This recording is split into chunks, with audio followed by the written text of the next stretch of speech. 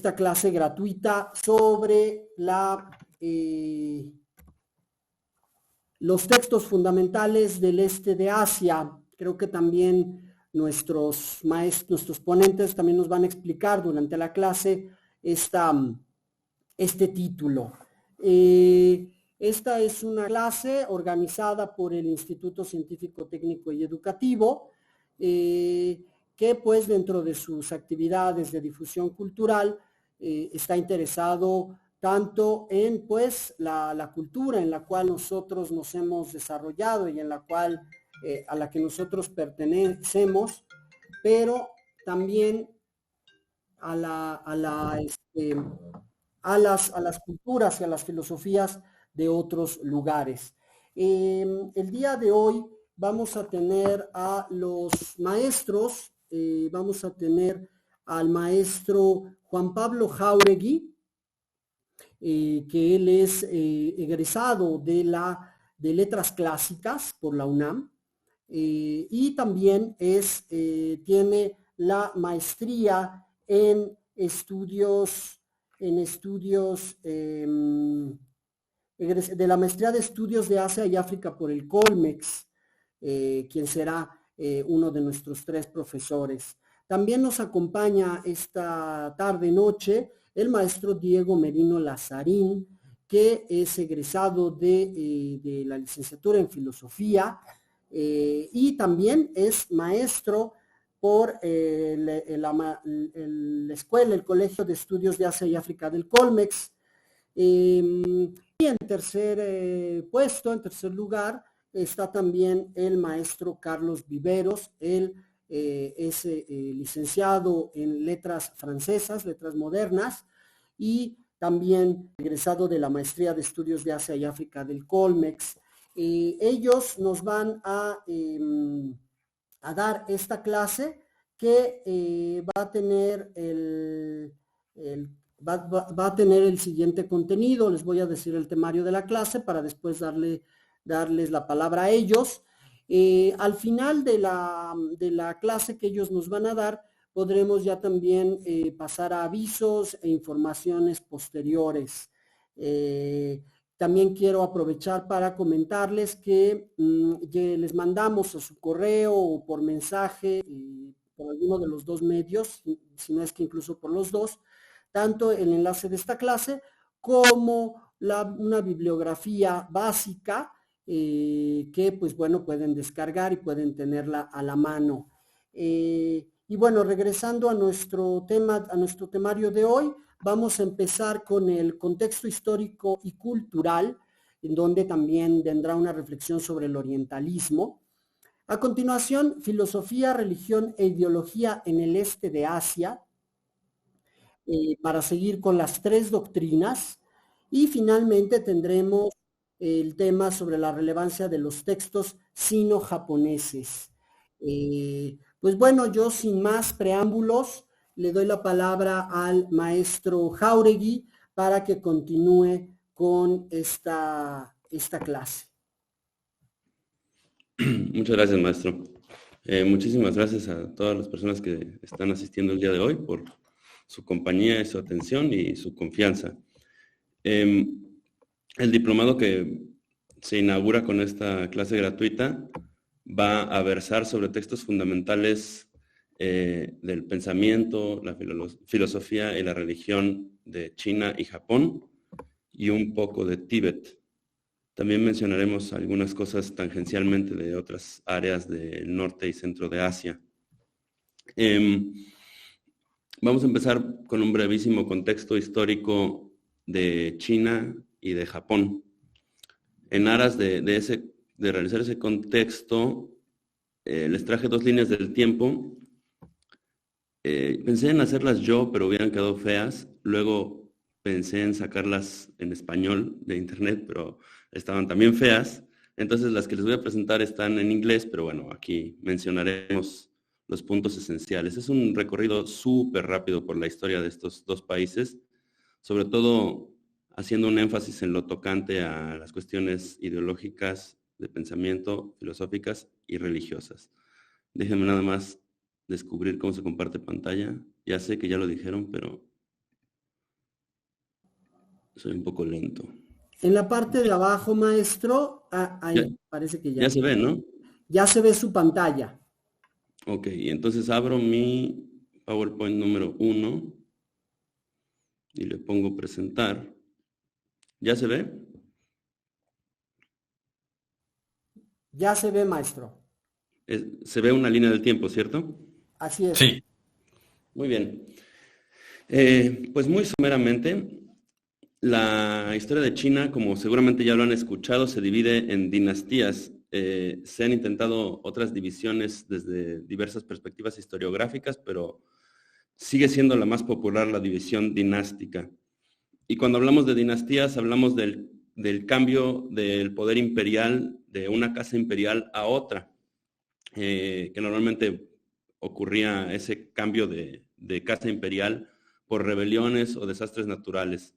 Y se interpretaba como un cambio del mandato del cielo, es decir, que el cielo determinaba a qué familia imperial le correspondía dominar el territorio chino. Sin embargo, en las primeras 3 dinastías que pueden ver aquí, que ocurrieron antes de Cristo, la dinastía Xia, la dinastía Shang y la dinastía Zhou, se ve mi cursor, ¿verdad? ¿Hola? ¿Alguien podría decirme si se ve mi cursor? Sí, sí se ve. Sí, maestro. Sí se ve su cursor. Perfecto, muchas gracias. Sí. Esas 3 dinastías no tenían propiamente un emperador, sino que tenían un rey. Entonces, en lugar de una casa imperial, había una casa real. Sobre la dinastía Xia sabemos muy poco, vean cómo se extiende posiblemente hasta el 2000 antes de Cristo, aunque ya empieza a haber vestigios arqueológicos. Antes se creía que era legendaria. Sobre la dinastía Shang sabemos más cosas y ya hay más vestigios arqueológicos. Y la dinastía Zhou ya nos ha proporcionado mucha más información, tanto arqueológica como textual. En la dinastía Zhou, como les decía, había una casa real, pero no había un territorio totalmente unificado.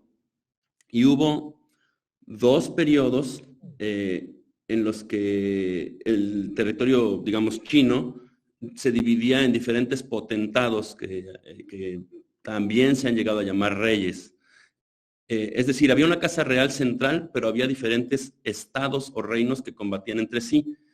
Entonces, en un periodo de la dinastía Zhou, esos estados combatientes le dieron nombre a un subperiodo, precisamente denominado periodo de estados combatientes o de reinos combatientes.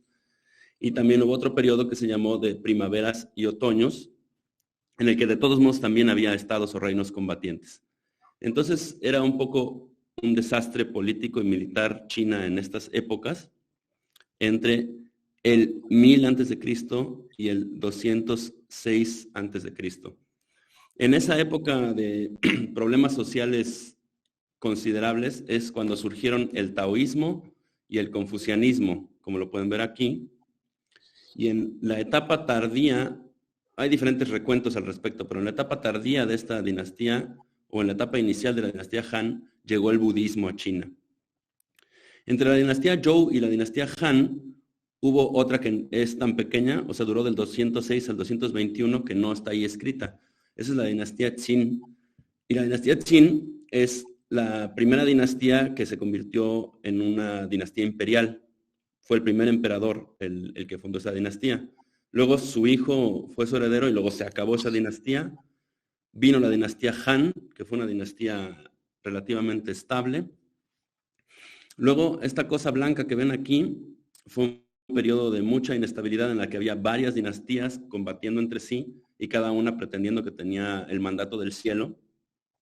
Luego la breve dinastía Sui y luego la dinastía Tang, que va a ser importante, entre otras cosas, porque fue próspera culturalmente y ahí tuvo mucha importancia el budismo. Además de que tuvieron un contacto diplomático fuerte con Japón, que eso es la otra área principal de nuestro interés. Vino otro periodo de inestabilidad y luego la dinastía Song, que es importante por muchas razones, pero aquí lo será porque en ese momento fue relevante el neoconfucianismo, acerca del cual me parece que les va a hablar el maestro Merino en algún momento de este diplomado. Luego vino el dominio mongol, que se denominó dinastía Yuan, luego una dinastía de chinos Han, o sea, la etnia dominante china, que fue la dinastía Ming, luego una dinastía de otro pueblo que no era de la etnia Han, sino que eran también venidos de fuera, eran manchúes, es decir, de Manchuria, de cerca de Siberia.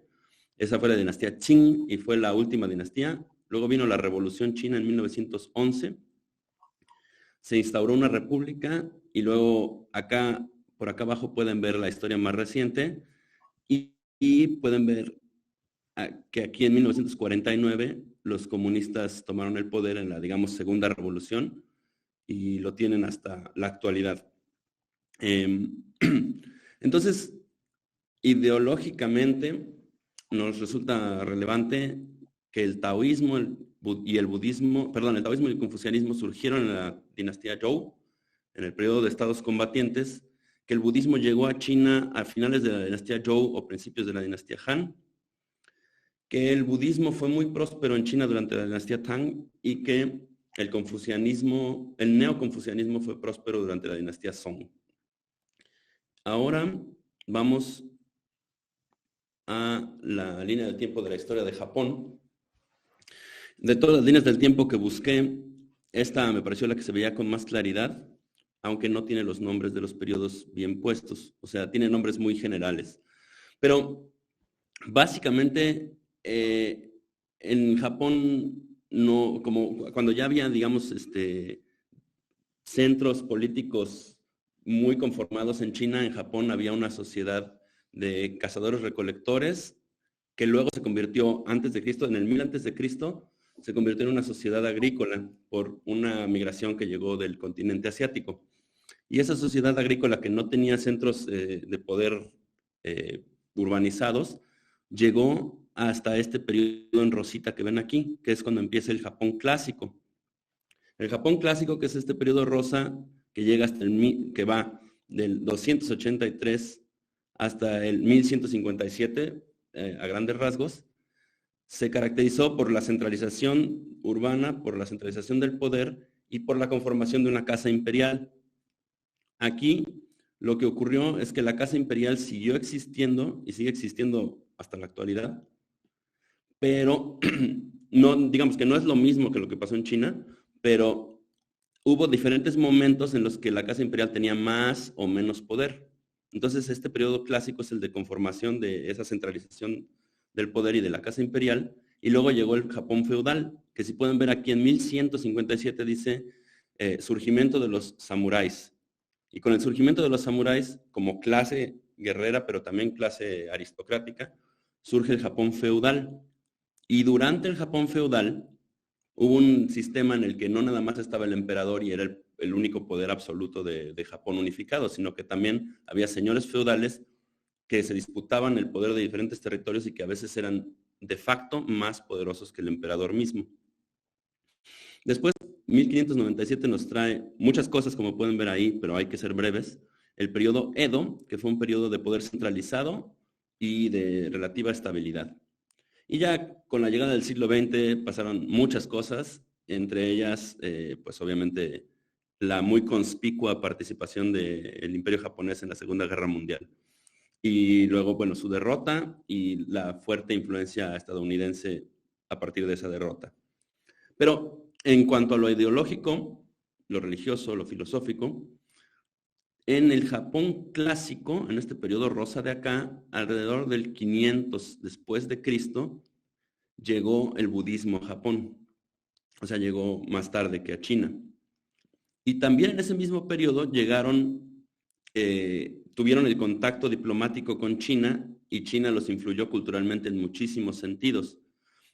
También llegó ahí el confucianismo que influyó su sistema de mando, su sistema político y su ética política.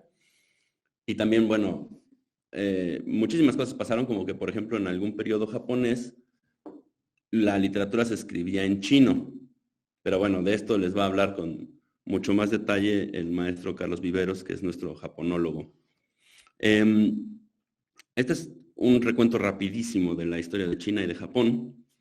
Y a continuación me tocaría hablar del orientalismo, pero lo voy a hacer hasta el final cuando mezcle ese tema con la relevancia de los textos sino-japoneses para la sociedad mexicana. Entonces, de momento les agradezco su atención, dejo de compartir pantalla y le doy la palabra al maestro Diego Merino. Gracias, Juan Pablo. Pues buenas noches a todas y todos. Gracias por su presencia. Y pues bueno, igualmente gracias al maestro, al profesor Carlos Yade, a Carlos Viveros por compartir el espacio. Y bueno, pues ahora que yo tengo el relevo, pues tengo que comenzar con un deseo, con el deseo de que lo que yo voy a exponer a continuación sea próximamente inútil, ¿no? Desgraciadamente, lo que voy a exponer en los próximos 20 minutos resulta relevante. Y esto, ¿por qué lo digo? Porque al día de hoy, desgraciadamente, se sigue dudando, incluso en ámbitos académicos, que estas dos grandes culturas, y voy a extender un poco más el espectro, y voy a tocar sureste asiático, India y el llamado, entre comillas, Medio Oriente, pues sigue habiendo dudas de que haya religiones o filosofía en estas latitudes, lo cual pues evidentemente es deleznable, eurocentrista y retrógrada. Entonces, pues bueno, yo espero que en un futuro esto ya no sea necesario comentarlo y que se dé por sentado que hay filosofía y que hay religión en estas culturas, así como se da por sentado que Hegel es filosofía, ¿no? Y que Heidegger también, así de obvio. Bueno, ojalá que próximamente lo que voy a decir a continuación sea una obviedad. Pero mientras no lo sea, pues bueno, vamos a meternos en materia y voy a compartir. ¡Hala! ¿Cómo? Aquí está. Muy bien. Ahora sí. Listo. Yo ya no veo a nadie, pero ¿ustedes me ven a mí? ¿Y me escuchan? Sí. Sí. Ok, vale, bueno, yo no veo a nadie, pero si alguien quiere intervenir en algún momento dado, si alguien quiere preguntar algo o hay alguna cuestión que sea necesaria atender, pues bueno, no duden en simplemente abrir el micrófono. No es una interrupción, es una intervención, ¿vale? Bien, entonces, pues filosofía y religión en el este asiático. Ya Juan Pablo, el maestro Jáuregui, ya ha establecido lo que se puede entender por este asiático, pero como ya les había dicho, voy a extender el espectro y voy a hablar de, entre comillas, el estereotipado lejano oriente. En particular, me circunscribiré a tres grandes culturas que han heredado e influido fuertemente al resto de Asia, que es India, China y Japón, ¿vale? Entonces, lo primero, pues hablar sobre filosofía. Y aunque parece obvio, pues bueno, comenzar con la etimología es necesario. Recordemos a Juliana González, esta filósofa mexicana que hace especial hincapié en la cuestión de la etimología, no por una satisfacción erudita, sino porque nos permite un acercamiento a esa primera experiencia, esa experiencia originaria. Y cuando hablamos de filosofía, estamos hablando de un término griego. Estamos hablando de la composición de una palabra que implica amor a la sabiduría. Philein, amar, y sofía, sabiduría. Quienes estén versados en filosofía sabrán, y para los que no, que envidia, porque se van a enterar hoy, y un descubrimiento nuevo siempre es envidiable, sabrán que hay tres tipos de amor en filosofía: Philein, eros y ágape. Sin embargo, es importante recalcar que no estamos hablando de erosofía, ni tampoco estamos hablando de agapesofía. Estamos hablando de philein, de filosofía, un tipo de amor particular en donde es propio que de alguna manera el pensador occidental, el llamado filósofo occidental, se pueda dar un montón de licencias, ¿no? Entre ellas, bueno, por ejemplo, pensar cuántos ángeles caben en la cabeza de un alfiler. Una disertación medieval, y hablo del medievo europeo, porque bueno, como ya lo ha dejado muy en claro Juan Pablo, pues pues la Edad Media no coincide necesariamente con los paradigmas occidentales, en particular eurocentristas, ¿no?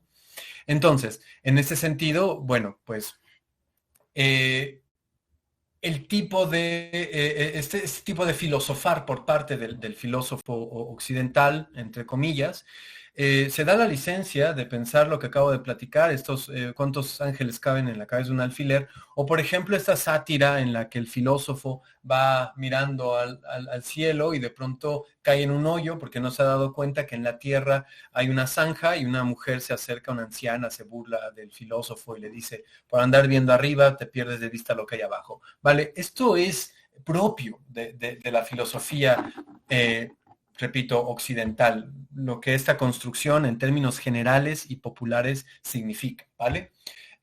¿Por qué? Pues porque ama la sabiduría, ama la disertación, la reflexión, y en este sentido es cuando en un dejo altivo, preponderantemente academicista, Occidente voltea a ver a estas tradiciones, a estas culturas como India, China y Japón, prácticamente todo el llamado Lejano Oriente, y reconoce que es difícil hablar de filosofía, ¿no? Como si de alguna manera lo que sucedió en Mesoamérica, lo que sucedió en Sudamérica, lo que sucedió en México, lo que sucede actualmente en el norte de América con distintas comunidades nativas norteamericanas, o lo que sucede en muchísimas latitudes africanas, no fuera filosofía.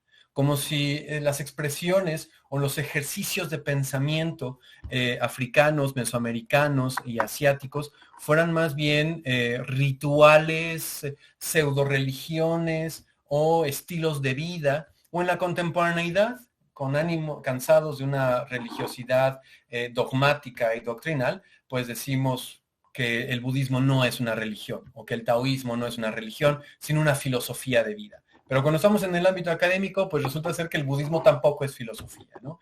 Y todavía vamos más lejos y decimos que los sufijos ismos que responden a la idea de sistema, cristianismo, mercantilismo, egoísmo, etcétera, pues tampoco son propios de una tradición como el budismo, porque estamos hablando más bien de el Dharma, ¿no?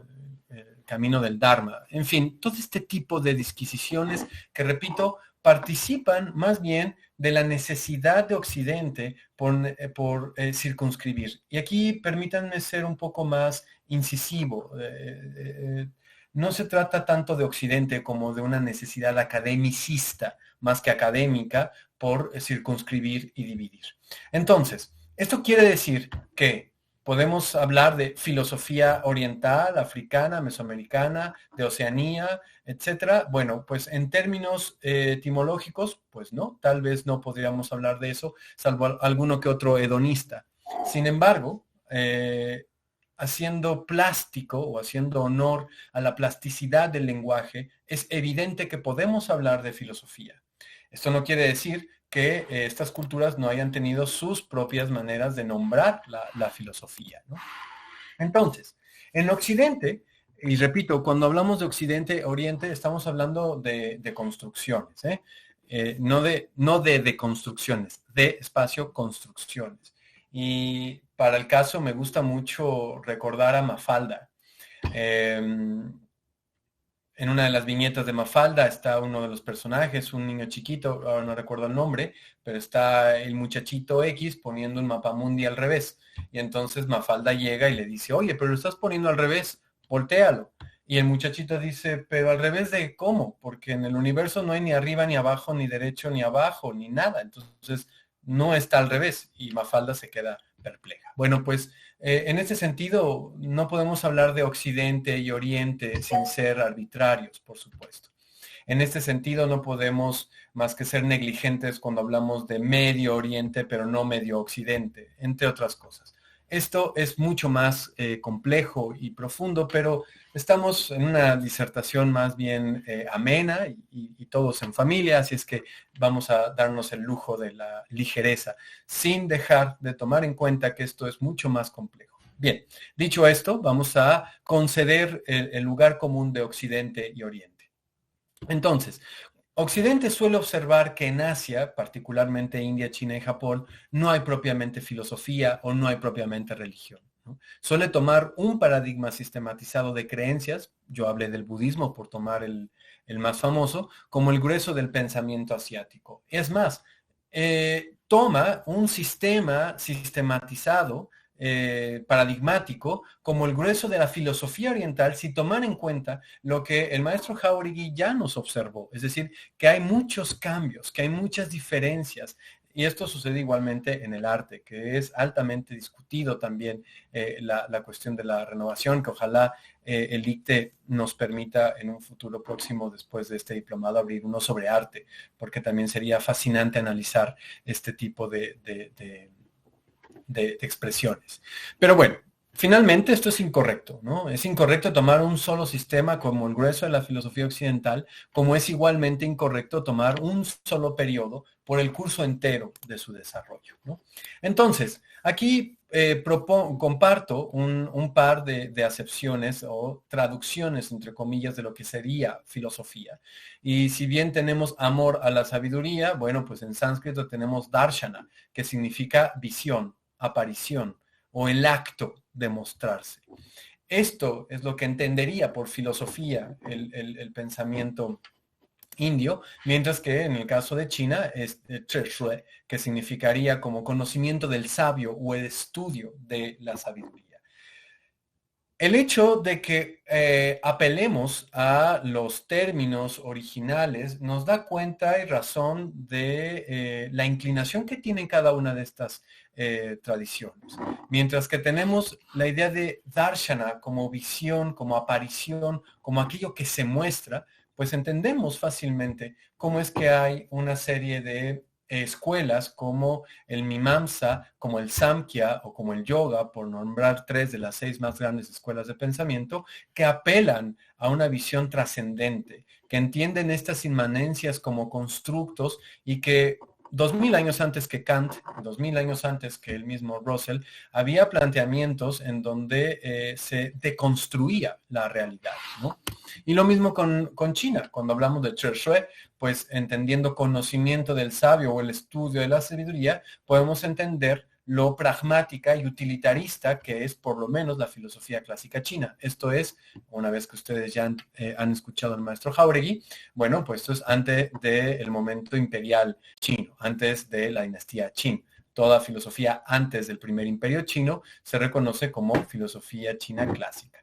De tal suerte que cuando atendemos a la filosofía clásica, confuciana, la escuela de Yin Yang, la escuela del Tao, el taoísmo, pues a diferencia de lo que un occidente romántico cree, son tradiciones filosóficas preponderantemente utilitaristas, pragmáticas. Es decir, tiene que ser útil lo que se piensa, tiene que ser práctico lo que se propone, ¿no? Entonces, pues bueno, las filosofías asiáticas consideran el ejercicio filosófico como un problema humano y se dedican a la búsqueda de una solución definitiva de estos mismos problemas humanos. Es decir, y aquí me adelanto a las conclusiones, ¿hay o no hay filosofía oriental? Sí, sí la hay. ¿Hay o no hay religión oriental? Sí, por supuesto que las hay, ¿no? Y lo mismo aplica para Mesoamérica y África y Oceanía y las diferentes comunidades del norte de América, ¿no? Es decir, por supuesto que hay filosofías, por supuesto que hay inquietudes intelectuales que desmenuzan el universo con sus propias formas, ¿no? Es decir, no todos son tan parcos y fríos como Wittgenstein o tan áridos como, no sé, Jeremy Bentham, sino que hay algunos que tienen la maestría de hacerlo a través de la danza o a través de la poesía. Y eso no le resta filosofía, por supuesto. Si somos amables, condescendientes con nuestro querido Heidegger, pues bueno, atendamos a lo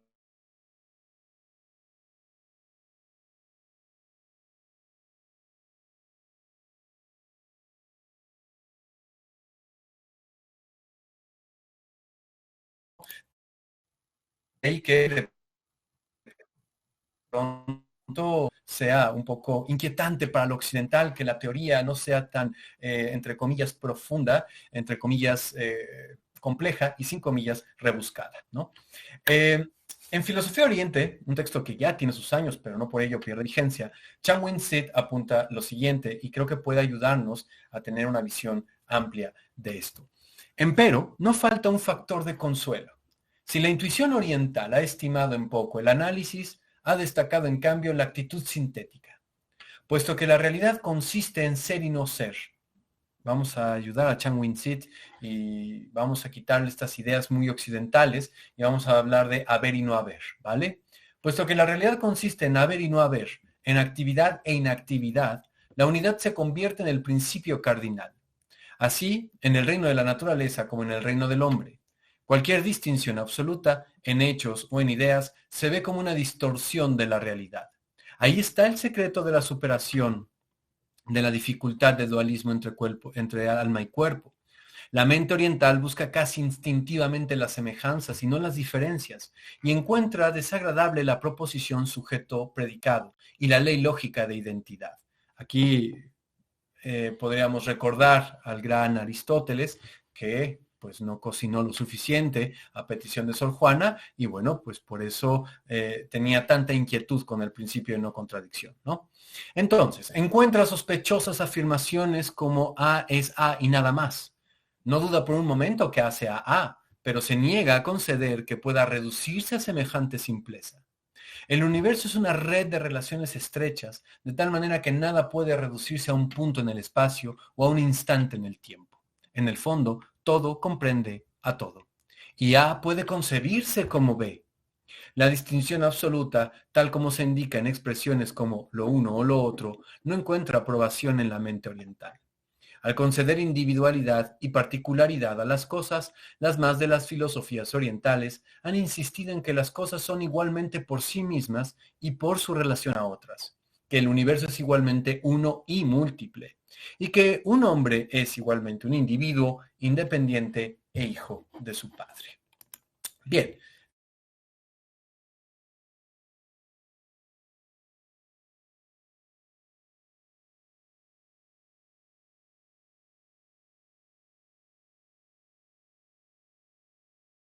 Una verdadera simbiosis, no solo una relación íntima, todos restantes. Habrá que atender ahora a la idea de religio, ¿no? O religio.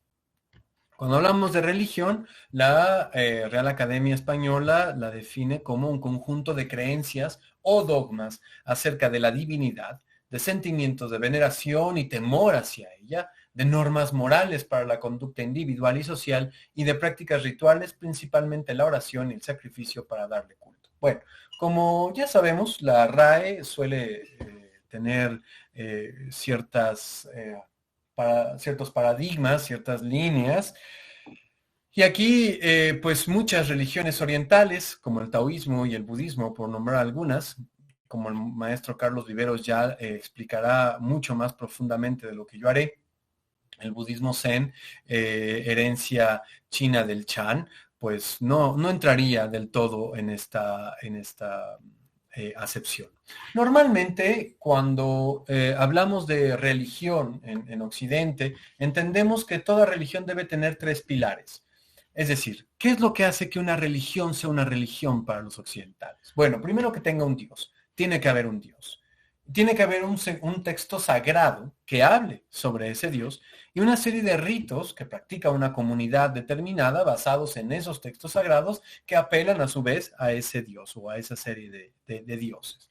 Si alguno de estos pilares falta, pues entonces ya no es una religión para Occidente. Entonces, de pronto, repito, cansados del dogmatismo de las religiones preponderantemente occidentales, que son preponderantemente abrámicas, que son las que responden a Occidente, esto es judaísmo, cristianismo o islam, cuando se empieza a practicar o a coquetear con el budismo, con el taoísmo o con algunas otras tradiciones, pues se apela a que no son religiones, sino que son filosofías de vida, ¿no? Y como ya había dicho hace unos momentos, cuando planteamos esto en una academia filosófica, pues no son filosofías, son pensamientos. Es decir, hay una fuerte y marcada necesidad occidental por minorizar constantemente esto. No es filosofía, es pensamiento, no es religión, es filosofía. Vamos, por eso yo apelaba desde el principio, ojalá que esta disertación sea inútil ya en unos años, que no haya necesidad de recalcar esto, que superemos nuestros lugares comunes. Y cuando digo nuestros, no me refiero a que en el auditorio haya alguna creencia así, me refiero socialmente, en un meme cultural, ¿no? Bien, pero esto, de nueva cuenta, pues es filtrar Oriente por una visión occidental, ¿no? Es decir, nos vamos a encontrar, y sobre todo en la cuestión de los textos, que hay muchos textos sagrados que no necesariamente son revelados. Y no por estar, no por no ser revelados, no son sagrados. Y lo mismo, no hay un texto canónico, hay muchos textos. Y muchas de estas religiones y muchas de estas expresiones filosófico-religiosas o religioso-filosóficas no necesariamente tienen un Dios o no entienden al Dios como se entienden las tradiciones abrámicas.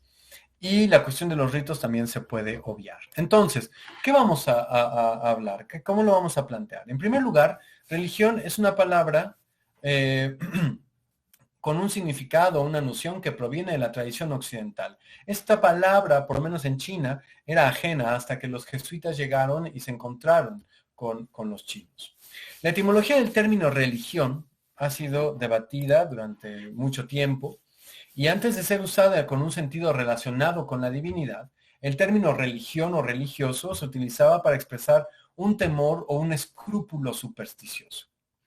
Así lo podemos ver en los textos de Julio César y Tito Livio. Sin embargo, la primera interpretación relacionada con el culto es la de Cicerón. La primera vez que encontramos la palabra religión en diálogo con la idea de un culto es con Cicerón en su texto De Natura Deorum, en donde dice, quienes se interesan en todas las cosas relacionadas con el culto, las retoman atentamente y como que las releen, son llamados religiosos a partir de la relectura. Esta etimología, filológicamente más correcta, subraya la fidelidad a los deberes que la persona religiosa contrae con la divinidad, o, en términos mucho más amplios, con lo trascendente, y por lo tanto está relacionada con la justicia. La otra etimología propuesta por Lactancio hace derivar la palabra religión del verbo latino religare, y dice, obligados por un vínculo de piedad a Dios, estamos religados, de donde el mismo término religión tiene su origen, no como fue propuesto por Cicerón a partir de releyendo. De tal suerte que una segunda acepción apunta justamente a esta idea de religarse con lo trascendental. Sin embargo, bueno, finalmente José Ortega y Gasset da una visión que nos permite ser mucho más abarcantes. Religio no viene, como suele decirse, de religare, de estar atado el hombre a Dios, como tantas veces es el adjetivo quien nos conserva la significación original del sustantivo, y religiosus quería decir escrupuloso. Por tanto, el que no se comporta a la ligera, sino cuidadosamente. Lo contrario de religión es negligencia, descuido, desentenderse, abandonarse. Frente a relego está neclego. Religente, religiosos, se opone a negligente. Bien, entonces, en este sentido, pues podemos hablar propiamente de religiones orientales, religiones en China y en Japón, y también filosofías, ¿no? Las preguntas, quisiera, si las hay, me gustaría que se abordaran después para no quitarle más tiempo al maestro Carlos Viveros. Ya me he comido 1 minuto 18 segundos de su ponencia y bueno, gracias. Y delego la palabra al maestro Carlos. Gracias por su atención. Hola, buenas noches a todos. Gracias por estar aquí. Eh, bueno, yo voy a comenzar a hablar de las 3 doctrinas. Entonces, permítanme compartir pantalla. Un momento.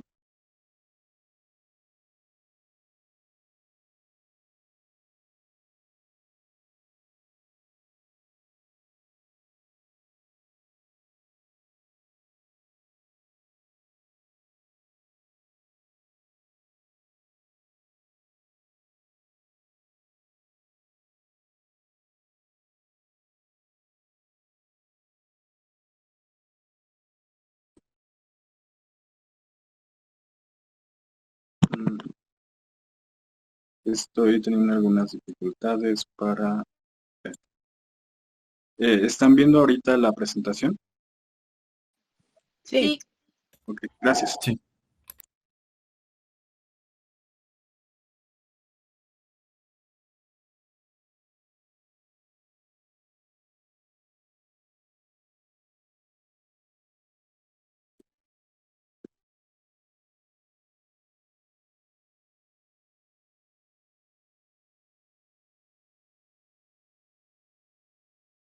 ¿La siguen viendo?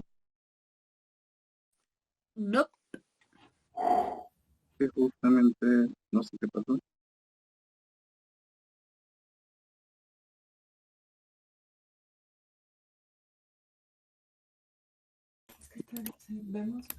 Un momento.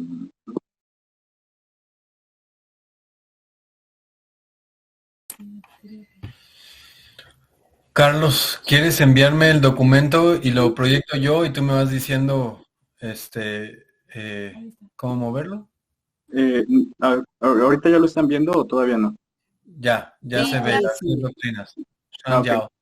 Bueno, bueno, gracias. Ya aparece, Diego. maestro Carlos, pero también sí, si quiere puede enviarlo a alguno de nosotros y lo podemos compartir. Como usted considere que está mejor, lo podemos hacer. Bueno, por el momento vamos a intentarlo así. Si hay algún otro problema, se los enviaré. Gracias. Perfecto, entonces ahorita lo va a ajustar el maestro Viveros. La presentación acerca del tema que nos va a él a desarrollar acerca de Bueno, las tres doctrinas. bueno, hemos visto una reflexión acerca de las diferencias que existen entre una religión, una filosofía y algunos otros términos relacionados. En el Asia antigua, el Asia del Este particularmente, no existían estas palabras, ¿no? Como acaba de mencionar el profesor Merino, pues llegaron justamente a China y Japón en el siglo XIX, ¿no? Entonces, para referirse a este tipo de sistemas de pensamiento, se utilizaba la palabra que significa enseñanza o doctrina, ¿no? Yao en chino, Kyo en japonés. Y particularmente en la esfera cultural china, se consideraba que había tres que eran especialmente importantes para todos los ámbitos de la cultura y de la sociedad, ¿no? Como los pilares propios del pensamiento y la cultura de esta región del mundo. Estas tres doctrinas eran, en principio, el confucianismo, el daoísmo o taoísmo y el budismo,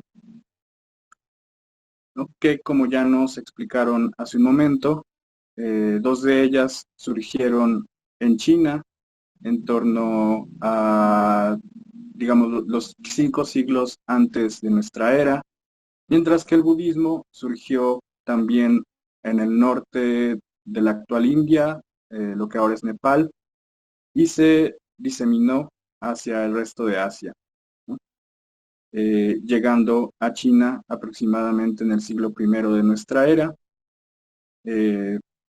y arraigándose ya hacia el siglo IV o V, ¿no? Y sin embargo, pese a ser una doctrina que venía de fuera, fue incorporada perfectamente dentro de esta idea, ¿no? De tres doctrinas que sirven de pilar a la sociedad, justamente por las características que que aportaban,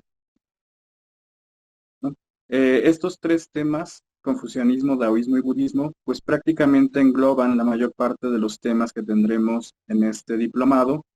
Es por eso que consideramos que era necesario hablar de ello en este momento, introducirles un poco de cuál es este paradigma y hasta qué grado llegó y qué es lo que implica, ¿no? Y bueno, iremos viendo poco a poco, ¿no? En qué consiste el confucianismo, iremos leyendo algunos de los textos más importantes, veremos qué es el taoísmo, leeremos algunos de los textos fundamentales, y lo mismo con el budismo, ¿no? Simplemente para sintetizar, veamos, ¿no? El confucianismo se basa en las enseñanzas impartidas por un sabio que vivió en torno al siglo V antes de nuestra era, llamado Confucio. Bueno, en chino Kongzi, Confuci, ¿no? Que los jesuitas tradujeron al latín como Confucius, y de ahí surgió Confucio, ¿no? Y que simplemente ese nombre en chino significa el maestro Kong, ¿no? Kong siendo el apellido, el nombre de la familia a la que pertenecía. Y lo que este autor quería hacer en un primer momento era rescatar los ritos, las enseñanzas, las maneras de actuar en la corte y en la sociedad de la sociedad Zhou, ¿no? Cuando estaba plenamente unificada, ¿no? Es decir, en un pasado un tanto legendario, porque consideraba que en este momento en el que él vivía, el llamado periodo de los estados en guerra, pues justamente todo ese conflicto, las continuas guerras y la destrucción causada por esto, pues era derivado de la falta de seguir apropiadamente una estructura jerárquica como ya se había establecido en aquellos tiempos prósperos, de respetar los rituales que permitían mantener la armonía entre la tierra y el cielo, mantener el apoyo de las deidades y los espíritus, que mantenía a la sociedad funcionando de manera estructurada, ¿no? Luego, el taoísmo, los textos más antiguos, que son los que vamos a estar leyendo también en las sesiones, en principio muestran ciertas críticas hacia el paradigma confuciano de la sociedad, ¿no? De este modelo rígido que de cierta manera, digamos, es una especie de humanismo, pero que mantiene esta idea de una sociedad rígida para que todo funcione en armonía. Entonces el taoísmo, en primer lugar, muestra ciertas críticas hacia este modelo social y propone el seguir una vía que es anterior a todo lo humano, ¿no? Una vía a la cual pertenece todo lo que existe, que es anterior justamente a la que proponía Confucio, que es de la que el cielo y la tierra forman parte, ¿no? Y todos los procesos que se desarrollan son parte de ella. Entonces, de cierta manera, era una filosofía que proponía una cercanía con la naturaleza, una espontaneidad y un rechazo a las formas estructuradas demasiado rígidas, a la educación demasiado erudita, a ese tipo de cosas que estorbaban, digamos, el vivir en armonía con esa vía fundamental, ¿no? Lo que es el Dao. Y en tercer lugar tenemos el budismo, que, digamos, aquí también hay que, para una síntesis es un poco complicado abarcar lo importante, porque muchos de ustedes tal vez tengan ideas acerca de lo que es el budismo que se basan en una escuela muy particular, que es la Theravada, ¿no? La que actualmente todavía tiene una gran cantidad de seguidores en Tailandia, Camboya, Myanmar, etc. Sin embargo, el budismo que se practica en la esfera cultural china es el Mahayana, ¿no? Cuya idea central es que todos podemos llegar a ser Budas. ¿Y qué quiere decir llegar a ser un Buda? Que podemos trascender todo el sufrimiento de esta realidad, podemos liberarnos de todas las ataduras que son como el karma, las causas y condiciones que van atando todo lo que sucede, nuestras propias errores, virtudes, defectos, etcétera, y vivir en completa, digamos, ecuanimidad, tranquilidad, ¿no? Libres de todo ello. Entonces, digamos, eso es como una síntesis un poco burda de lo que son estas tres doctrinas que iremos viendo poco a poco a lo largo de este diplomado, leyendo los textos, comentándolos, ¿no? Pero hay que tomar en cuenta que estas doctrinas se fueron transformando a lo largo de los siglos, ¿no?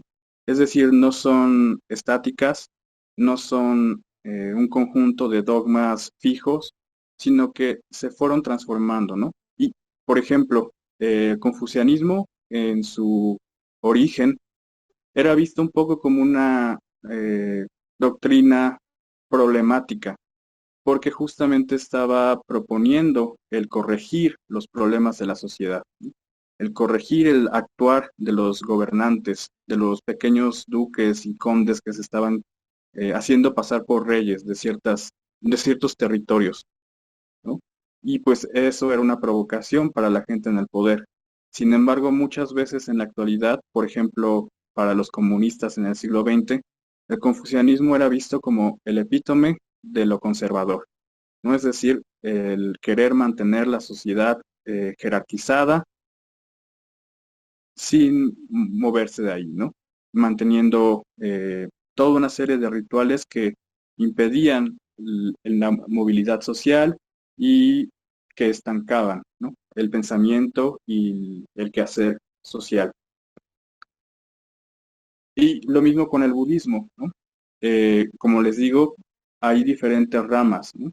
Está la Theravada, está el Mahayana, algunos consideran una tercera que sería el Vajrayana, ¿no? Ya veremos qué son cada uno de ellos, pero cada una justamente propone cuestiones nuevas, ¿no? Y estas al mismo tiempo fueron cambiando de región en región. Finalmente aquí pongo en tercer lugar el sintoísmo, ¿no? ¿Por qué?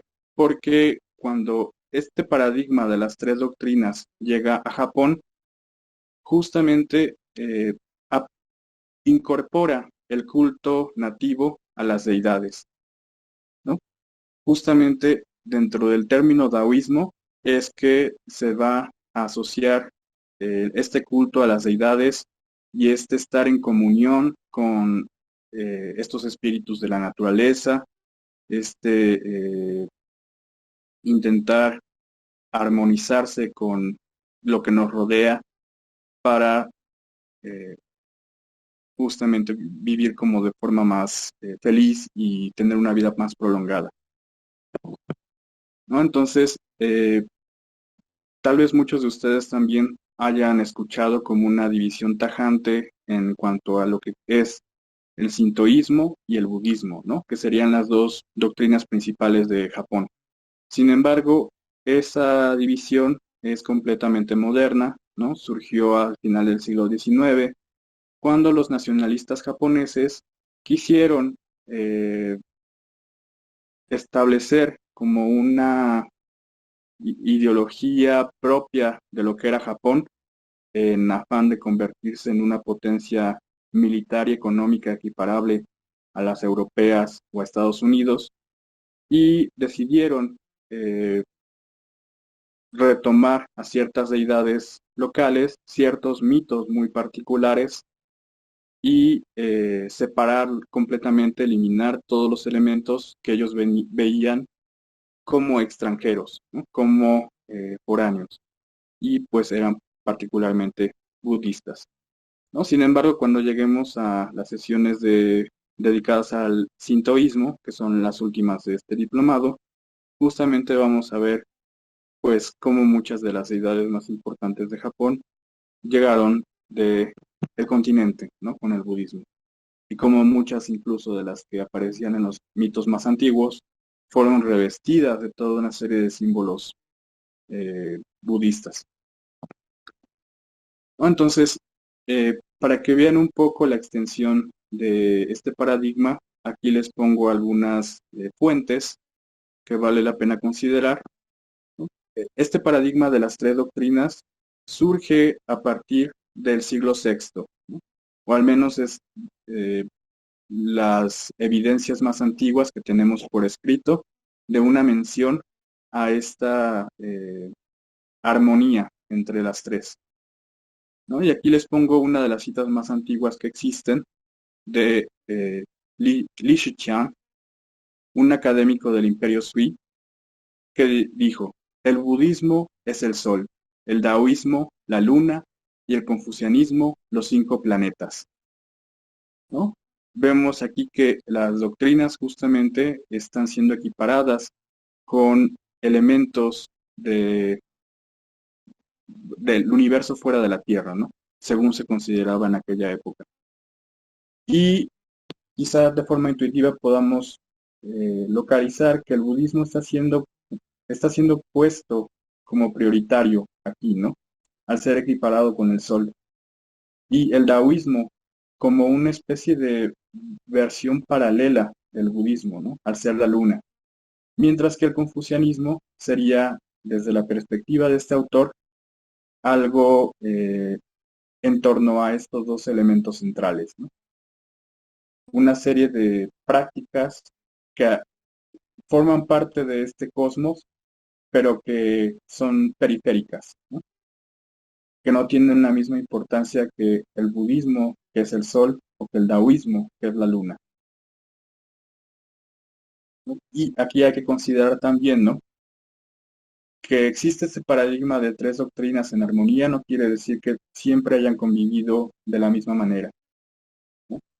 Había ocasiones en las que algunos emperadores le daban preferencia a alguna sobre las otras. Había otras en las que se revertía ese proceso, ¿no? Había algunos momentos en los que sí hubo cierta armonía entre ellas, ¿no? E incluso surgieron algunas escuelas religiosas que sincretizaban elementos de las tres, ¿no? Veamos esta otra cita que proviene de una novela del siglo XVI, del final del siglo XVI, llamada Investidura de los Dioses. Una novela en la que justamente se relata la participación de las deidades en la transición entre el reino de Shang y el de Zhou, ¿no?, en tiempos remotos. Aquí aparecía esto que dice: las 3 doctrinas, el dorado y el bermellón del taoísmo, las reliquias budistas y las virtudes confucianas de humanidad y justicia, son básicamente una tradición, ¿no? Y vean justamente los elementos que está tomando de cada una y que parecieran justamente mostrarnos una imagen de lo que sería la sociedad china, ¿no? O al menos parte de ella. Y que tal vez también corresponde a los estereotipos que tenemos de este lado del mundo de lo que es chino, ¿no? Estas decoraciones de colores dorados y rojos, estas esculturas budistas y una forma de comportarse muy particular, ¿no? Una forma de actuar y de concebir la realidad de forma muy particular. Pues aquí esta novela nos dice justamente son una sola cosa. Y esto es algo que vemos de forma constante en la literatura china. En general se muestra justamente esa convivencia entre las tres y solo en algunas ocasiones se le da prioridad a alguna, ¿no? Por ejemplo, en la novela, en una de las novelas más famosas de China, que es El viaje al oeste, es, quizá la conozcan como la historia del rey mono, ¿no? Este rey mono que en principio era un sabio taoísta, que se educa con un maestro taoísta en todas las artes para extender la longevidad y para alcanzar el perfeccionamiento del cuerpo, y lo cual conlleva a una serie de transformaciones y de poderes sobrenaturales increíbles. Finalmente es derrotado por el Buda, ¿no?, que le muestra que todos esos poderes no son más que ilusiones, ¿no?, porque finalmente también son pasajeros. Y este rey mono termina convirtiéndose en el ayudante de un monje que viaja hacia la India para recuperar textos del canon budista, ¿no? Pero en muchas otras obras, digamos, simplemente se muestran aspectos de cada una de estas conviviendo con total naturalidad. Luego pasemos al ámbito japonés. Como nos mencionó el profesor Jauregui al principio, el budismo llega a Japón en el siglo VI.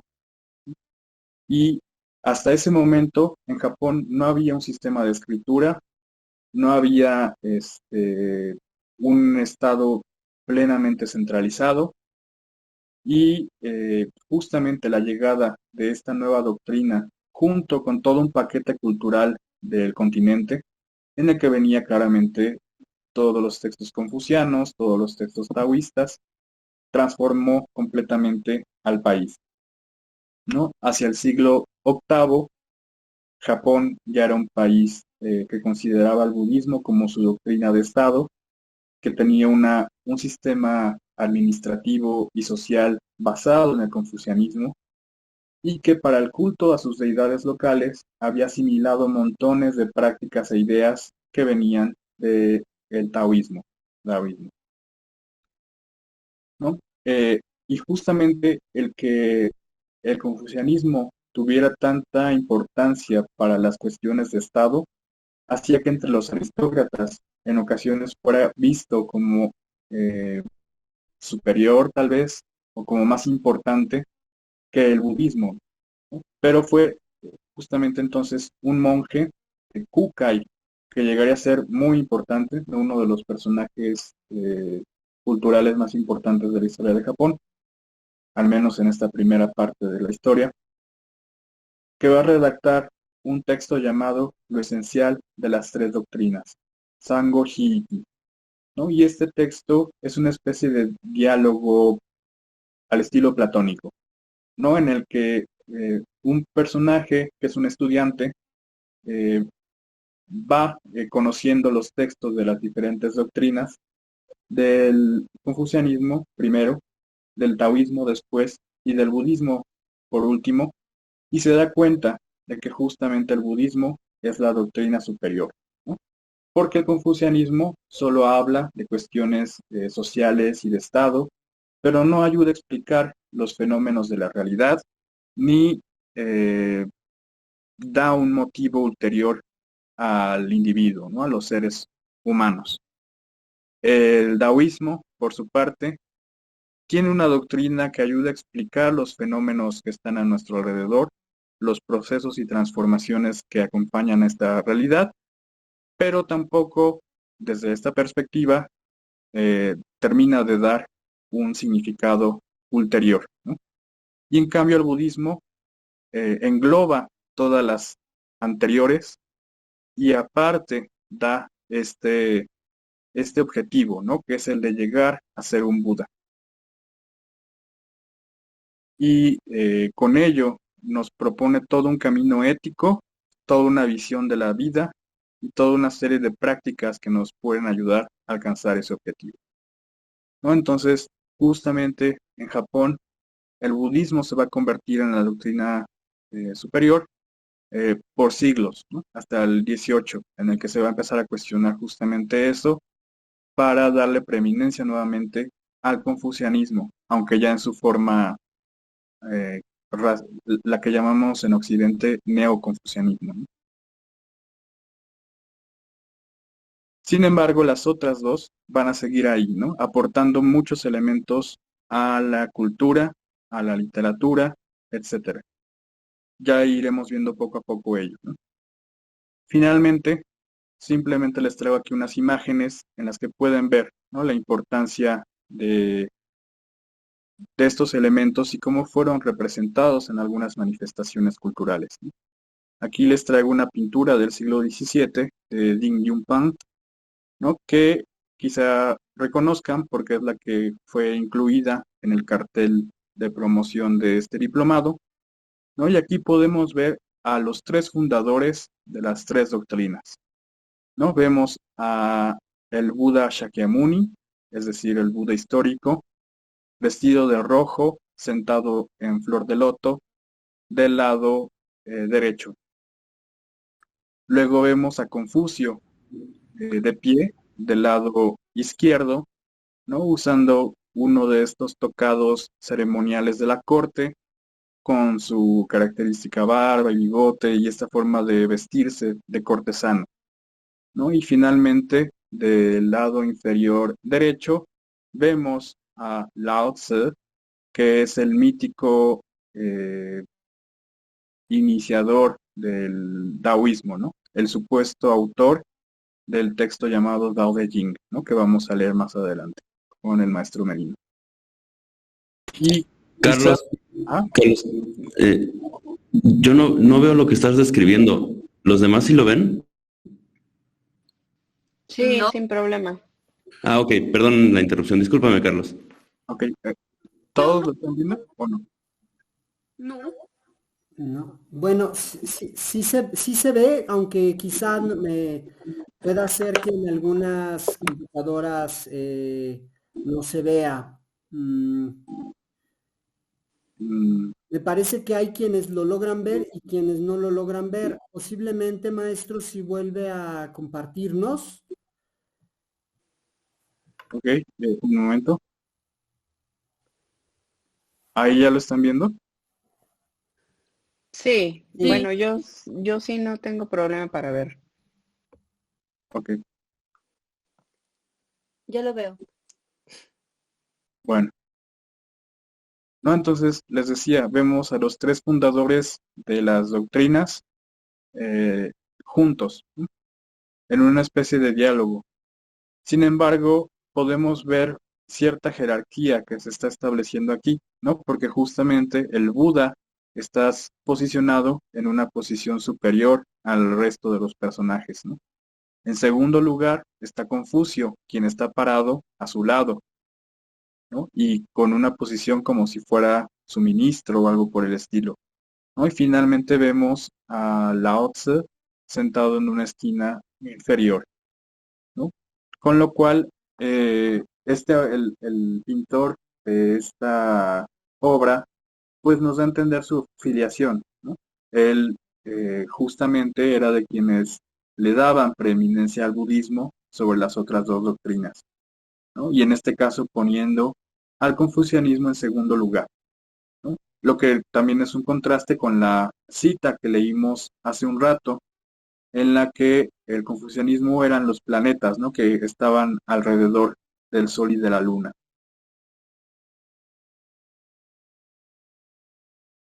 Veamos acá otra pintura, que de hecho es más antigua, pero que quise poner después por lo que representa. Vemos aquí, no sé si alcancen a distinguirlo con claridad, pero hay tres figuras, ¿no? Uno del lado derecho y otro del lado izquierdo, juntan sus rostros al centro y forman un tercer rostro que, bueno, le da cara a este cuerpo que está alrededor, ¿no? Y las figuras que están a los lados son Confucio y Lao Tse, ¿no? Nuevamente los fundadores de las dos doctrinas de origen chino. Y la figura que se está formando al fondo, ¿no? Con la cabeza rapada, es el Buda, ¿no? Es decir, esta imagen nos está insinuando que las dos doctrinas, confucianismo y taoísmo, en última instancia ayudan a, darle forma, ayudan, son como eh, partes integrantes, ¿no? De una doctrina más inclusiva, que es el budismo, ¿no? Y de hecho pueden ver aquí que este Buda está con sus manos, está abrazando, ¿no? A los otros dos personajes, justamente en una forma como de incorporarlos en sí, ¿no? De unirlos, de asimilarlos.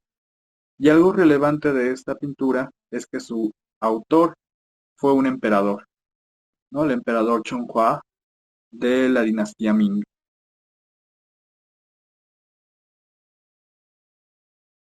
Ahora, les presento unas pinturas japonesas, ¿no? Pero basadas en un tema chino.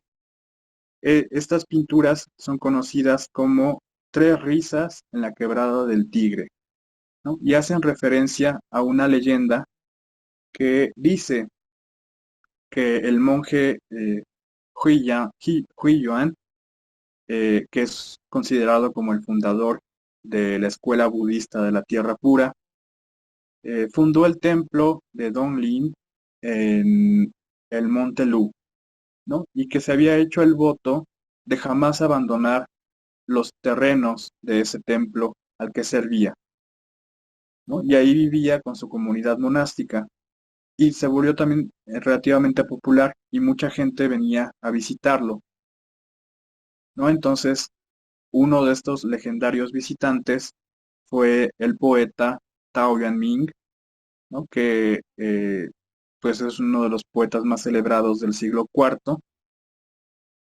y que tradicionalmente se lo asocia con un pensamiento confuciano, porque siendo un funcionario de la corte, cuando se da una transición de poder que lleva al colapso de un reino y el surgimiento de otro, él decide apartarse, ¿no? Justamente porque considera que ese movimiento no es legítimo, eh, ha causado grandes estragos y que no puede darle lealtad a alguien nuevo, diferente al soberano al que había jurado servir, ¿no? Entonces, eh, prefiere una vida de pobreza, de aislamiento y de soledad a seguir beneficiándose, ¿no? De trabajar en la corte. Y por eso es considerado como un confuciano por excelencia, ¿no? Aquel que jamás va a ir en contra de sus superiores, pero que va a demostrar con claridad que no está de acuerdo porque no se están siguiendo las virtudes sociales que deberían regir al gobierno, ¿no? Y el tercer personaje es un maestro taoísta llamado Lu Xunjing, ¿no? Que vendría a incorporarse a este diálogo, ¿no? Y entonces tenemos a un monje budista, a un representante del confucianismo y a un monje taoísta, ¿no?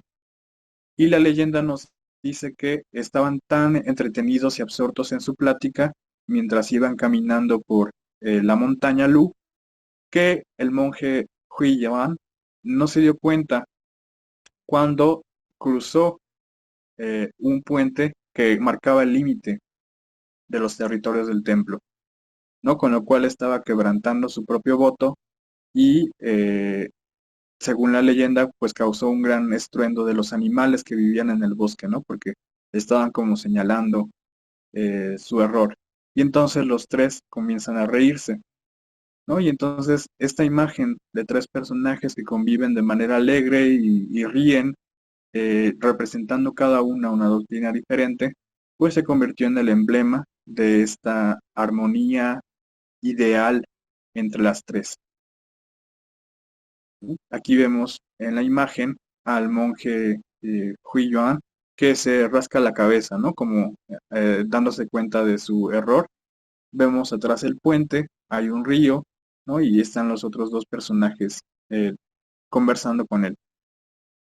Esta pintura es del siglo XVI de Seki Shoshoan. Y aquí les pongo otra versión que es relevante porque, bueno, su autor, Yosabu Son, no sé si lo ubiquen, es uno de los poetas de haikai más importantes, ¿no? El haikai es esta forma poética que precede al haiku, que tal vez sea la forma poética más conocida, ¿no? De Asia en general, no solo de Japón. Y para terminar, les pongo la misma imagen, pero incorporada en la puerta del brillo solar, o Yomemon, en el santuario del avatar que resplandece en el oriente, Toshogu, de Nikko, ¿no? Es decir, un santuario que en la actualidad llamaríamos sintoísta, ¿no? Que fue fundado para venerar a esta deidad llamada el gran avatar que resplandece en el oriente, Tosho Daigongen, que era el espíritu del fundador de la dictadura militar Tokugawa. Y vemos a estos tres personajes aquí, en este lugar, ¿no? Lo que justamente nos lleva nuevamente a reconsiderar, ¿no? Que este sintoísmo en realidad es una construcción moderna y que antes lo que se tenía como paradigma de religión, filosofía, pensamiento en general, eran estas tres doctrinas chinas o consideradas chinas, ¿no? En el caso del budismo, y que el culto a las deidades era parte de ello, ¿no?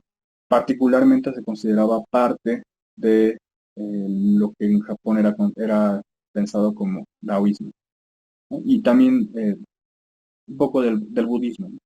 Y que finalmente se construyó como doctrina tomando el lenguaje de esas otras. Con eso termino mi parte, excedí de tiempo, perdón. Le dejo el espacio al profesor Jauregui. Bien, muchas gracias, maestro Viveros. Entonces, nuestro diplomado se va a llamar Textos Fundamentales de Asia del Este, si no me equivoco. Y está la tentación o podría estar la pregunta de por qué no se llama algo así como textos orientales o pensamiento oriental o algo así.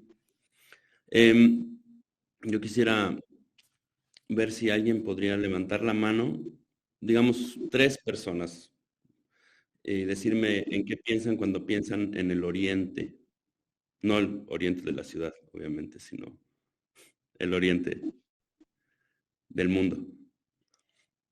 Por favor, 3 voluntarias o voluntarios. ¿Qué idea les evoca el oriente? Veo que... Noemí, si quieres, ya levantó la mano Noemí. No sé si le damos la palabra y después que alguien más nos diga, maestro. Sí, adelante. Hola, ¿qué tal? Buenas noches. Bueno, es que pensar en Occidente es pensar en como en otro mundo. Esa es como una idea que de manera sucinta me genera Occidente, en Oriente, ¿no? tanto que, perdón, Oriente, así es, gracias. Oriente, en tanto que pareciera que nos es mucho más ajena de lo que creemos, porque con el comercio y con los rasgos y con con algunos rasgos culturales, con algunos rasgos físicos o raciales, parece que estamos más cerca de lo que pensamos. Sin embargo, bueno, sí entiendo que es otra manera de pensar completamente distinta, fuera de cualquier sincretismo de nuestra cultura, porque Oriente no nada más sería en este caso lo que nos presentan China, Japón y Mongolia, India, sino también, por ejemplo, el Líbano, la cultura del Islam, todas estas otras culturas que también pertenecen a Oriente, pero que son diferentes en su concepción del mundo, en su concepción de idea, y que, sin embargo, también presentan como ciertos planteamientos o concepciones en común, como si hubiera un tráfico de ideas por ahí también, un tráfico de sentidos en este caso. Entonces, bueno, pensar en Oriente, pues es pensar en desierto, pensar en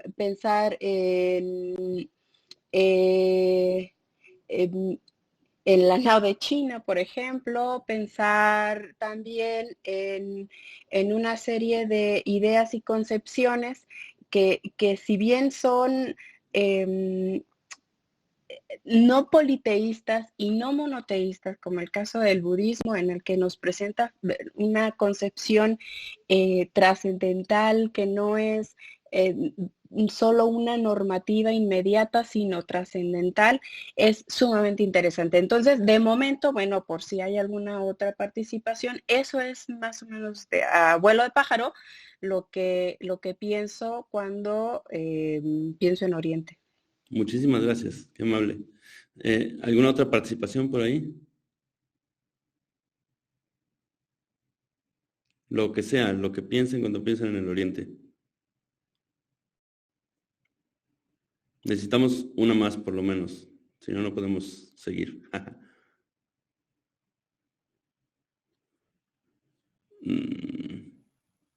Voy a decir nombres, como en las clases de preparatoria, cuando no participan los alumnos.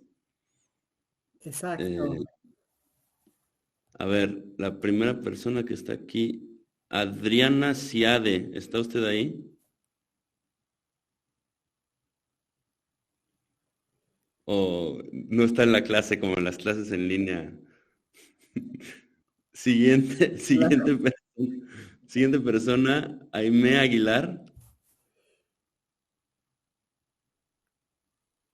Tal cual como el Zoom en la pandemia. Creo que este método es muy evidenciador, maestro, pero creo que alguien ya nos mandó un mensaje que dice,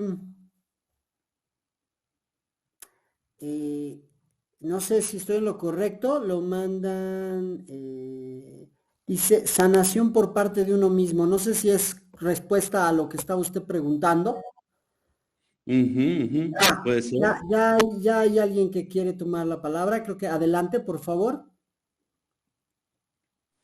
Hola, buenas noches. No sé, me genera un poco de conflicto el hecho de referirnos a Asia como Oriente, porque al menos, según la explicación que me dio el profesor Carlos Rivero en una de las clases, solamente es necesario situarnos en un mapa para darnos cuenta de que Oriente no es como tal el Oriente al que nos referimos y que más bien la posición geográfica en la que estemos va a determinar en dónde va a estar el Oriente, si no mal recuerdo. Entonces me conflictúa un poquito hablar de Asia refiriéndonos hacia el Oriente. Muy bien. Bueno, efectivamente, la idea es que el concepto de Oriente es un concepto problemático.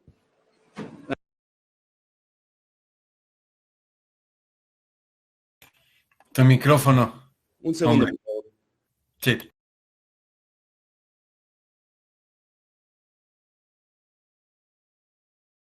Estoy en el departamento de lingüística y justo llegaron a aspirar.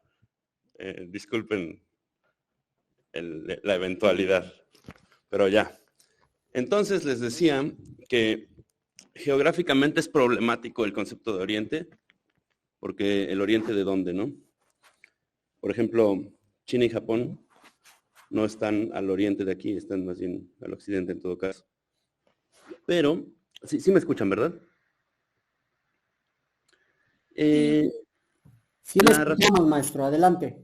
La razón por la que queremos problematizar el concepto de Oriente va más allá de la geografía y emana del trabajo teórico de un crítico literario llamado Edward Said. Les voy a presentar aquí otro PowerPoint, un segundito.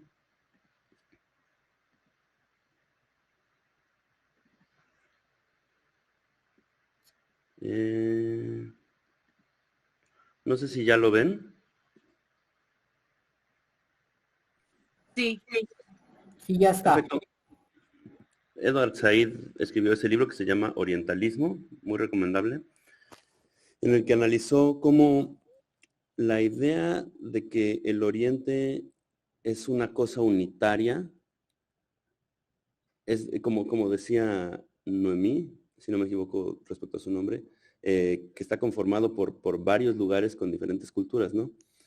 y de repente nos evoca ideas de diferencia, pero también ideas de algo que tienen en común, ¿no? Algo difícil de delimitar, que puede ser muchas veces lo exótico, que es otro mundo, a veces lo espiritual. Edward Said decía que la idea de decir que esa cosa llamada Oriente es una sola y es uniforme y que nunca cambia y que tiene características únicas en lugar de características diferenciadas, surgió a raíz del colonialismo europeo y surgió como una manera de objetivizar a todos los pueblos asiáticos que estaban siendo dominados por los europeos y explicarlos de una manera unitaria que los redujera epistemológicamente y fácticamente al poder europeo. ¿Me siguen escuchando bien? Y sí. Entonces, el orientalismo es esta práctica de los europeos colonialistas que empezó a finales del siglo XVIII, que genera una visión estereotipada de un constructo ideológico llamado Oriente. Se basa en una historia colonialista e imperialista. Implica la superioridad de otro constructo ideológico llamado Occidente. O sea, que cuando los europeos hablaban de lo exótico y de lo espiritual en Oriente, no estaban en realidad halagando a los orientales ni pensando que fueran superiores, sino que detrás de esos adjetivos espiritual y exótico que podrían parecer inofensivos o hasta halagadores, estaba la idea de que sí, eso es interesante, pero también es raro y también es susceptible de ser dominado y es inferior a la racionalidad occidental. Entonces, por eso digo que el orientalismo implica la superioridad del constructo llamado Occidente. Pretende que todo lo oriental es uniforme, como les decía, como si no hubiera un montón de culturas en Asia y un montón de transformaciones a lo largo de la historia. Una cosa muy importante es que no le da la voz a los pueblos involucrados. Esa idea de Oriente, encarnada en el orientalismo, es la manera que la Europa colonialista e imperialista tuvo de explicar esa cosa que inventaron llamada Oriente, en lugar de dejar que los pueblos involucrados hablaran por sí mismos y se interpretaran a sí mismos y se expresaran a sí mismos. Es una objetivización, como si fuera un objeto de estudio científico, ¿no? Como ver algo con el microscopio, en lugar de reconocerle agencia y vitalidad a una serie de pueblos sujetos a la violencia del colonialismo. Y como les decía, incluso cuando asigna valores supuestamente positivos como la espiritualidad, lo está haciendo en aras de la reducción a un estereotipo. Entonces, por eso estamos tratando de apartarnos del orientalismo, por eso no vamos a usar el término Oriente para nuestro diplomado, y por eso vamos a tratar de mostrarles en la medida de lo posible la diversidad de un área determinada que es Asia del Este, ni siquiera todo Asia, y en periodos y filosofías y religiones muy circunscritos, pero tratar de mostrarlo con un poco más de precisión, tratar de apartarlos en lo más posible de ese estereotipo colonialista y tratar de darle la voz a ciertos representantes de esos pueblos en la forma de sus textos, ¿no? Saber qué es lo que dicen ellos respecto a sí mismos y a su pensamiento. Ahí está otra vez el libro de Said. Y entonces, podríamos pensar, bueno, ya no vivimos en la Europa colonialista ni imperialista. Eso, o sea, el mundo en realidad sí sigue siendo colonialista e imperialista y racista en muchos sentidos y sigue habiendo lo que ahora se llama el norte global y el sur global. Pero bueno, digamos que ya no estamos en el siglo XVIII ni en el siglo XIX. Eso es cierto. Pero seguimos teniendo un montón de estereotipos sobre Asia y seguimos teniendo un montón de estereotipos que los reducen a un orientalismo. Nosotros estamos en América, ni siquiera estamos en Europa, pero aún así no me dejarán mentir si les digo que muchas veces nos imaginamos a China, Japón y Tíbet de la siguiente manera. ¿Sí se ve lo que puse? Sí. Sí. Digo, a mí me gustan esas películas, ¿no? Pero no estoy diciendo que sean terribles ni nada, pero sí son una caricaturización. Bueno, la primera sí es literalmente una caricatura, pero las tres son una caricaturización de las tres culturas involucradas. Las tres están desarrolladas desde una perspectiva estadounidense, no son la visión ni de China, ni de Japón, ni de Tíbet. Y, por ejemplo, en Karate Kid, el señor Miyagi es un japonés que combatió en la Segunda Guerra Mundial del lado de los estadounidenses, si recuerdan la película. Digamos que es un japonés bueno, ¿no? Un japonés que está del lado de los estadounidenses todo el tiempo. Ese es un ejemplo de tantos, de cómo nuestros estereotipos fílmicos y televisivos siguen reduciendo a Asia a ese constructo llamado Oriente. Y es una reducción que sigue teniendo que ver con el dominio, ¿no? Hay muchas pruebas de ello, por ejemplo, el montón de razones políticas que están detrás del apoyo de Estados Unidos a Tíbet, ¿no? Yo estoy en contra de la dominación china en Tíbet, pero también hay que reconocer que hay política de los dos lados. Y bueno, no se diga de toda la política en torno a la visión estadounidense acerca de China, ¿no? En fin. Vamos a ver cómo estamos de tiempo. Creo que bien. Ahora, la relevancia de los textos que vamos a ver de Asia del Este para un público mexicano, ¿no? Si están ustedes aquí es por alguna razón, porque les llamó la atención, pero pues vamos a tratar de reflexionar un poquito rápidamente al respecto. Pues principalmente porque estamos expuestos a China y Japón y Tíbet y los otros lugares que vamos a mencionar de muchas maneras en nuestro país, ¿no? De bote pronto podríamos pensar en la culinaria y en la economía. Bueno, la economía es como lo que mueve al mundo, ¿no? Entonces, ahí está, la economía, Huawei, los contenedores de un montón de mercancías chinas que llegan. Todo el tiempo vimos en las noticias que China es una potencia económica.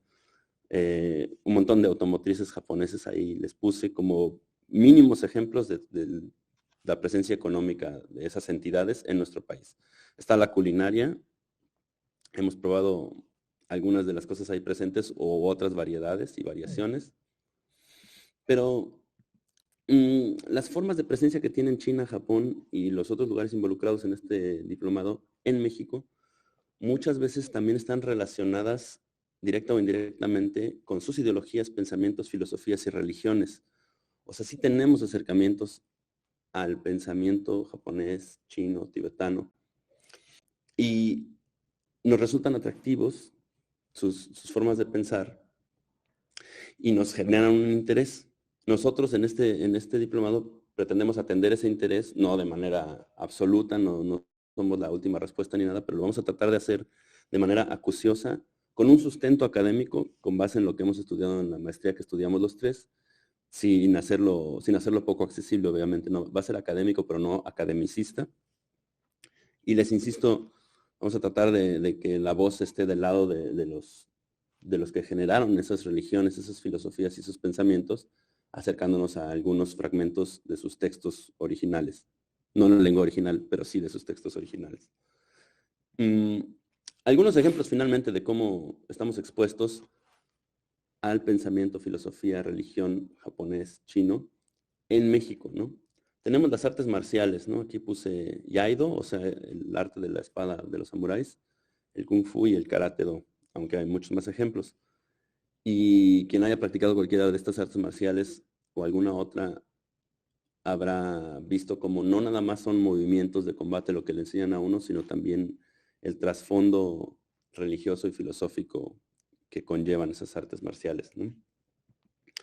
Está la geomancia, que en chino se llama Feng Shui, nosotros le decimos Feng Shui, que tiene claramente también un trasfondo filosófico y religioso. El maestro Merino seguramente les va a hablar al respecto cuando hable del taoísmo religioso y del yin yang. Tenemos estas terapias que son la acupuntura, ahí pueden ver un yin yang pero convertido en un logotipo. La moxibustión, que es cuando le ponen a uno esas cosas de vidrio en la espalda con fuego para que se peguen, y el masaje, ¿no?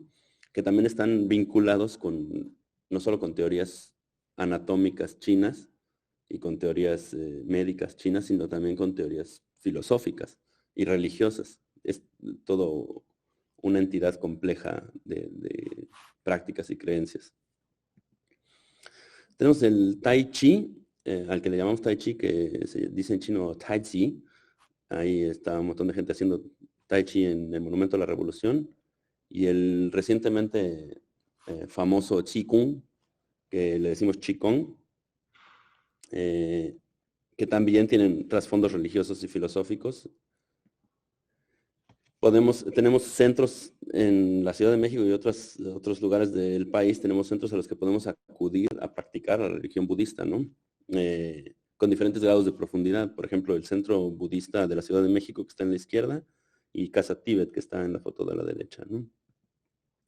Y tenemos obviamente acceso al anime y el manga, que muchas veces no nada más cuenta historias que tienen lugar en Japón o en algún lugar circundante, sino que hace referencia a cuestiones relacionadas con la cultura, la religión, la filosofía.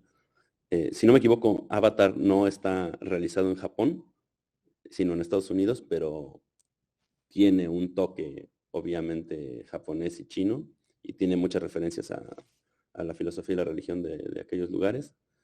Tenemos, por ejemplo, el viaje de Chihiro, y en todas las películas de Miyazaki hay muchas referencias al sintoísmo y a las deidades de esa compleja religión de la que les hablará el maestro Viveros.